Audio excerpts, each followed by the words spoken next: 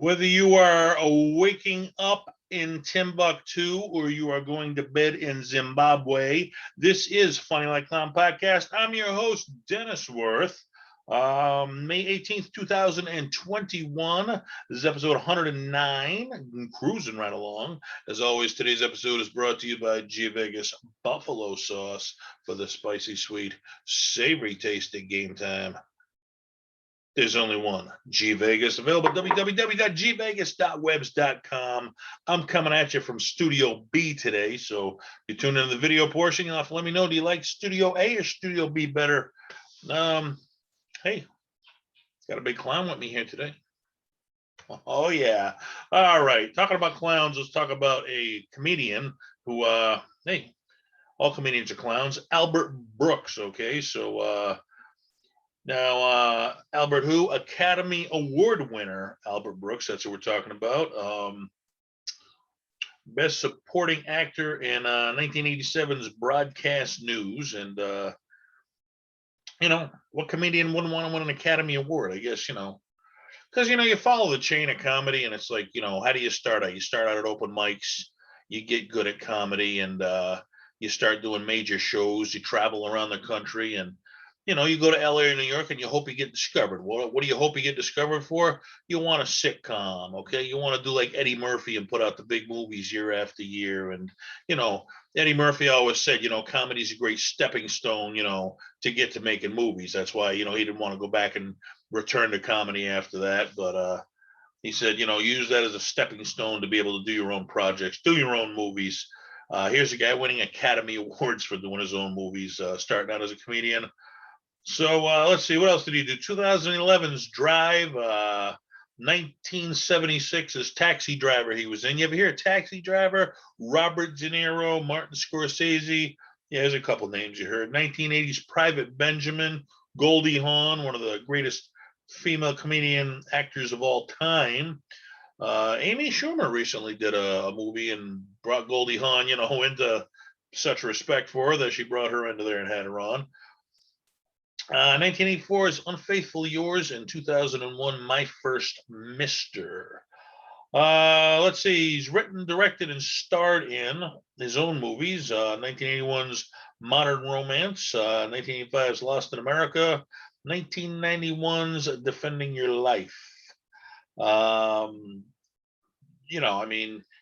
Any comedian, if he did one movie, would be great. If you're winning Academy Awards and doing multiple movies the rest of your life, like Albert Brooks, well, hey, you're not working a day in your life. You're doing what you love to do. You know what I'm saying? So, once you've acted in a bunch, you want to take the next step. Hey, all of a sudden I'll write my own freaking script, Hey, I've written my own script. What I do now, I'll direct my own movie. You know what I'll do? Hey, I'll write, direct, and star in my own movie. And, hey, who else doing that? Me. I'm following in Albert Brooks's, footsteps here. The world needs the world needs a new superhero. Coming to Amazon Prime. Look for it. I'll be funny like a clown. Let's see. He's also an author in 2030, The Real Story of What Happens to America, 2011. And that was in 2011. He put out the book. It was 2030, The Real Story of What Happens to America. The Everlasting, we talked about it before on the podcast. Voice acting, Finding Nemo in 2003, the follow-up to that, Finding Dory in 2016, and also The Secret Life of Pets in 2016. So who wouldn't want to be in a cartoon? That's such a safe move. If you put out a cartoon, like almost every cartoon's guaranteed to be a hit with the kids because the kids just go see everything. So it's such a safe move that all, Eddie Murphy and Shrek, what was it? Jerry Seinfeld in the B Movie, Mike Myers and Shrek. They all do the cartoons because it's a safe thing. It's a safe move. You don't want to be a one-hit wonder. So you go to a movie and go to a cartoon after you've done your one-hit wonder movie, and then you're a second hit wonder. Then after that, it's cake, So that's why you do the cartoons, because it's such a safe move. How many times I brought this one up? I can't say it enough. The Simpsons. He does guest voices on The Simpsons, so I guess he's done multiple voices for them. And I think The Simpsons, they must have hit every comedian I've done a podcast on. And I mean, heck, we're up to what, 109 here. So yeah, I think they've pretty much paid back to the comedy world, The Simpsons. He actually, Albert Brooks came from a family of entertainers. His mom was a singer and actress. Dad, a comedic radio personality. His brother was actually Super Dave Osborne. You remember him from the 80s? Super Dave, who could forget that character? His brother was an advertising agency, worked there. And half brother was writer for TV. So it ran in the family. And apparently he was brought up in Beverly Hills. And if you're in Beverly Hills, right on top of Hollywood, that's what most people do out there. That's what you dream of doing. That's why you're out there. Went to college for a bit, dropped out of college to concentrate on comedy. His career quickly became a regular on the variety and talk show circuit, which, I mean, if you can do that quickly, they say, some people go out there, and it's like that even on your local scene. It's like some kids go out there and just right off the bat, they're doing big stuff like that. And then other people, it just takes years and years and years just to get a little taste of success. And for the guys who have been doing it for years, it kind of pisses them off because you don't want to see these young kids come out and do better than you in the first few months of doing comedy. And yeah, there's a local comic, which he is funny, but he's kind of shot to the top of the local scene here. And, there's a lot of veteran guys looking around. Well, they're giving him a lot of breaks. Everybody's acknowledged how good he is, and at least he's appreciative. I'll give the kid that much. But hey, then there's other comics I started with who've been doing it forever and ever, and they're not doing much of nothing. So everybody's different, and there's no rhyme or reason why that happens. It's just, luck, lightning in a bottle, whatever hits you. It's not that they're not funny. It's just some people catch a great break and shoot up to the top, and some people can be just as funny and take forever. And there's no reason why that happens. So he's on the talk show and variety circuit during the 60s and 70s. He was a baby boom, part of the baby boomer comics of that era. He was the next 60s and 70s. He was the next young entertainer coming up. So all the veteran entertainers was giving him a break. On NBC's Tonight Show, he appeared. He had like a egotistical kind of nervous comic. That was kind of his persona that he tried to portray.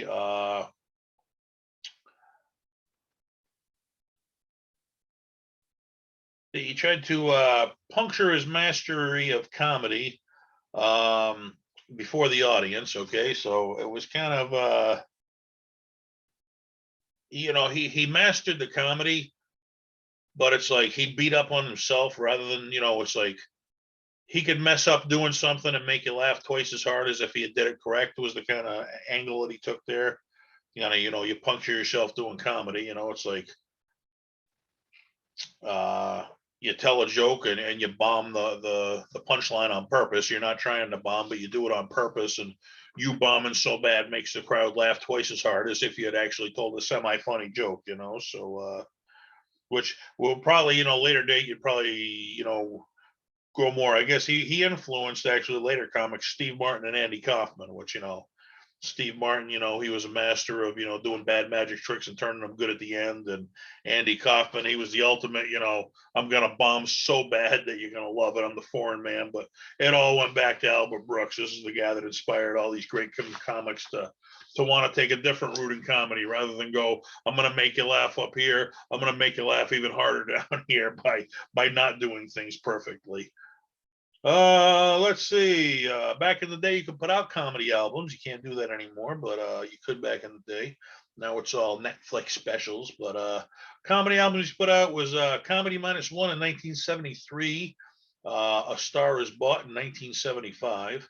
And I thought that was an interesting. A Star Is Bought, not born, bought. Because I'll tell you what, money take you anywhere in life. You got enough money, you can do whatever you want, and it's a lot easier to do things if you got money than if you got none and you got to struggle and beg people and really kiss ass, I guess you'd have to say, to get gigs. Okay. So I guess that's why I work a lot for myself, because I never been much of a kiss ass. I don't kiss anybody's ass. But let's see. After the comedy albums, he moved in and made his first short film. Well, short films are a big thing, you got to put out a short film before you jump into the major film thing. And I I did a short film about Sam Kinison from Preacher and Prophet, a Sam Kinison story. You can see on YouTube after the short film. Now we're making the full film. The world needs a new superhero, so you got to take it one step at a time. You don't want to jump. You want to get your beak wet. You want to get taste of a little bit of what's going on there before you go for it.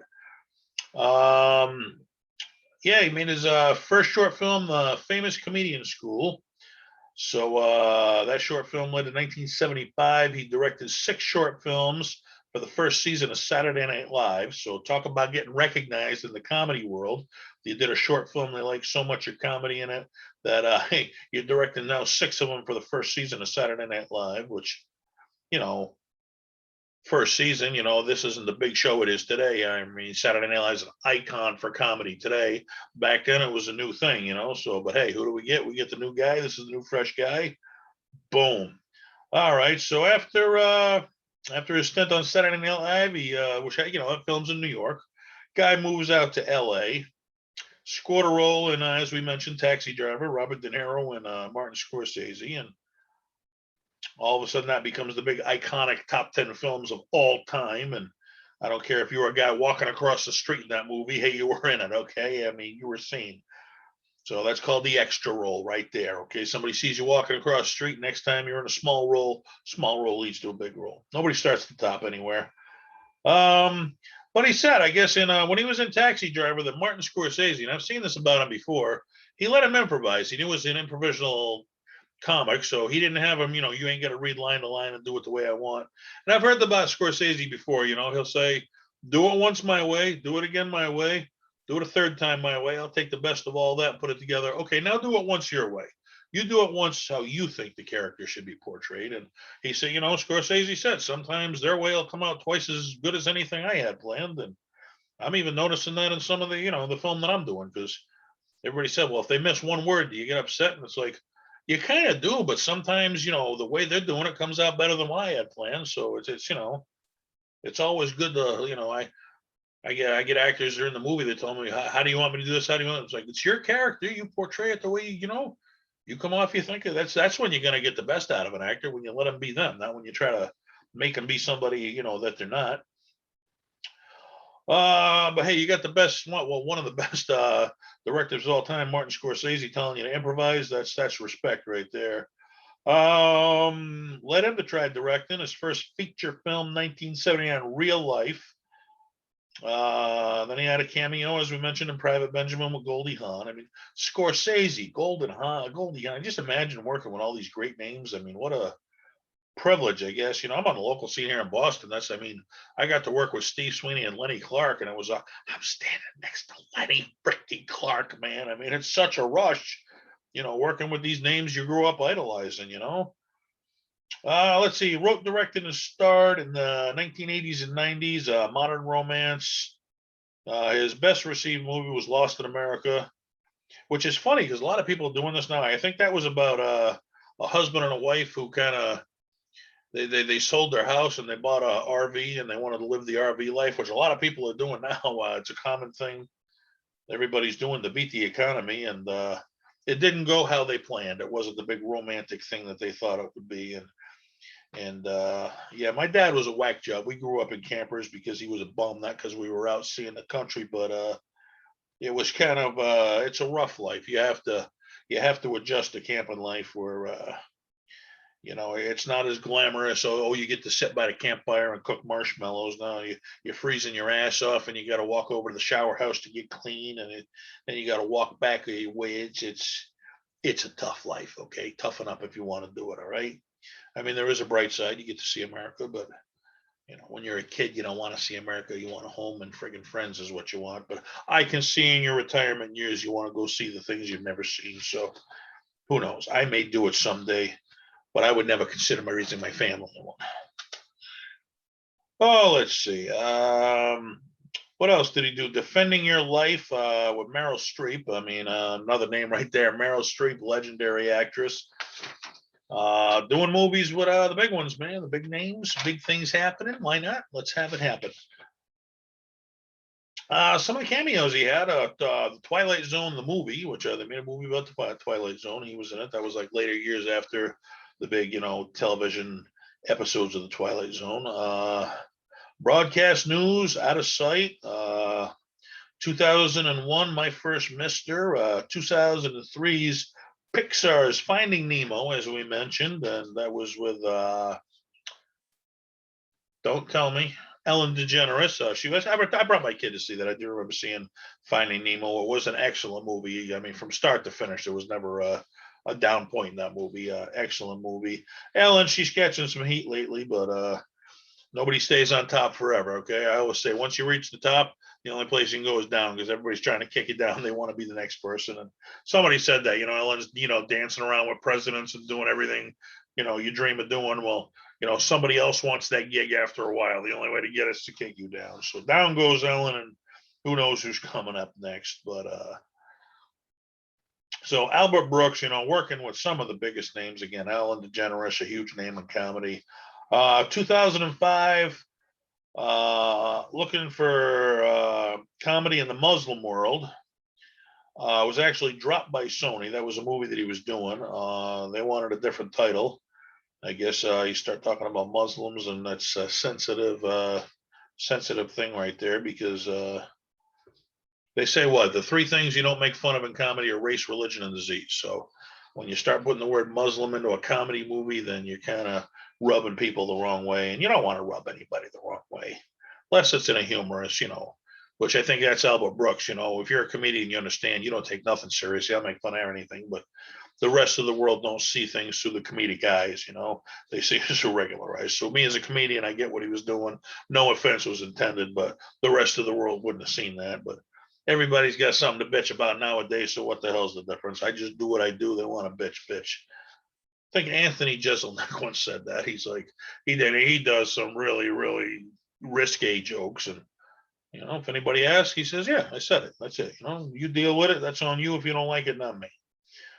Let's see. So, looking for comedy in the Muslim world, dropped by Sony. It was picked up by Warner Independent Pictures, bought it, and opened up to a limited release. Because, Sony, they're like the major freaking company that's going to give you the big release. Now you got one of these smaller independent companies where they don't have the big connections, so they got a little tiny release.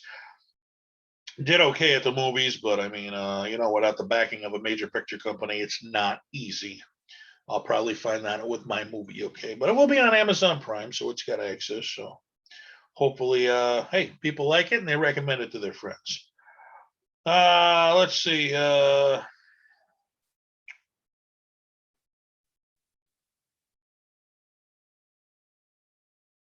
He was in a documentary, Wanderlust, Showtime's Weeds. Let's see. Which documentaries are cool, man. If you want, you watch a documentary about something and you think you know everything about that subject after watching one. That's you're all of a sudden a specialist once you watch a documentary on something. They're that good. 2011, Kill Us Gangster. He was in the movie Drive, and which I guess playing a gangster, it was kind of an opposite of what he does. If you're a comedian, you don't play a comedian gangster, but you can only do the same thing over and over before you have to try something different, because people, after a while, you're known for this and like, yeah, we've seen that 100 times. So you have to go in opposite direction of what you've been doing to stay relevant. I remember Robin Williams did that with what I think the movie is called Picture This, where he was a photographer and he developed the family's pictures, and he all of a sudden he was part of the family and became like this creepy guy, and he was the villain in the movie, which you're always used to seeing Robin Williams being the hero, but you've seen him the hero too many times. He had to play a villain to stay relevant and just to try something different, to get people to look at him in a different way, because you'd already seen him 100 times the other way, and it's getting kind of old after a while. We need something different. They said that with Chris Farley too.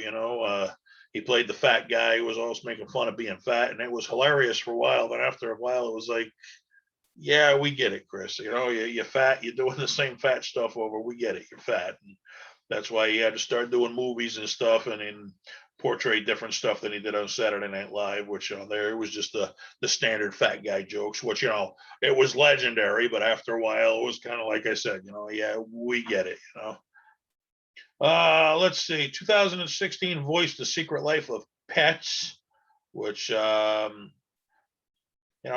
you get your foot in the door and stuff like that. And, you have voice work. I've had a lot of veteran comics, and I say, how do you get stuff like that? He's like, you got to get your first one, get your foot in the door. Once you got your first one, then they remember you and they recommend you for other stuff. So whether it's voice work, which will lead to, movie work, or comedy work will lead to whatever, you got to get your foot in the door first in any venue. And that's what it's all about.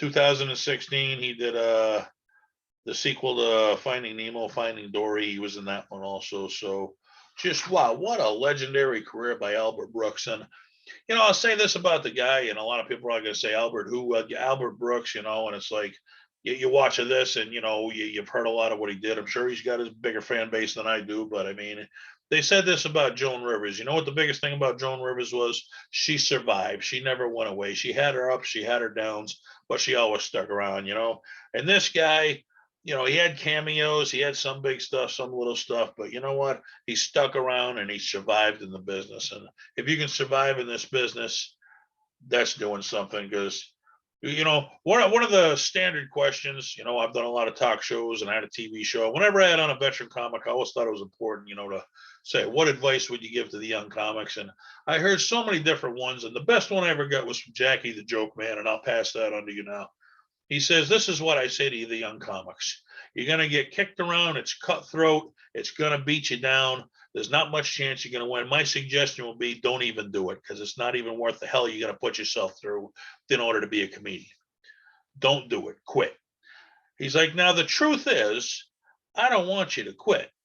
But if anything I just did is going to say that to you, I was going to slow you down one bit, then this ain't the business for you. I mean, Simon Cowell said that too on the shows that he was on.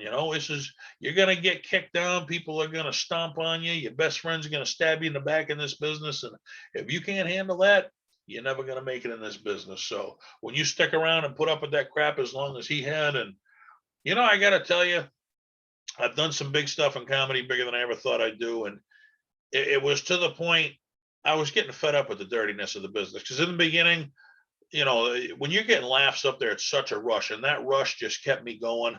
And I was like, all right, I'll deal with the dirtiness of the business in order to get that. But after a while, the dirtiness of the business just kind of creeped up, and it's like the rush wasn't even worth the dirtiness I had to put up with anymore. Because it's like, people you thought were your friends in comedy, they'll stab you in the back. And people you thought you could trust, they'll do dirty stuff behind your back, and everybody's got a different idea how things go. So it's a dirty business. Albert Brooks survived. You can survive too. You know how we all survive? With laughter, baby, because laughter is the best medicine. This is Funny Like Clown Podcast. I'm your host, Dennis Wirth. Keep tuning in, man, and tell me, if you're watching the video portion of my podcast, tell me whether you like Studio A or B better. And if you're listening to the audio portion of your podcast, well, tell me I got a sexy voice. I don't know. Tell me something. Just be positive. Don't be negative in life. Don't kick anybody down. Try to bring them up. It's easy to kick people down. It's not easy to bring them up. Okay. So tell somebody a joke, make somebody laugh tomorrow, and you tell them Dennis sent you. Come watch Funny Like Clown Podcast, and we're all going to laugh together. So till next time, keep laughing. Be funny like a freaking clown. Good night.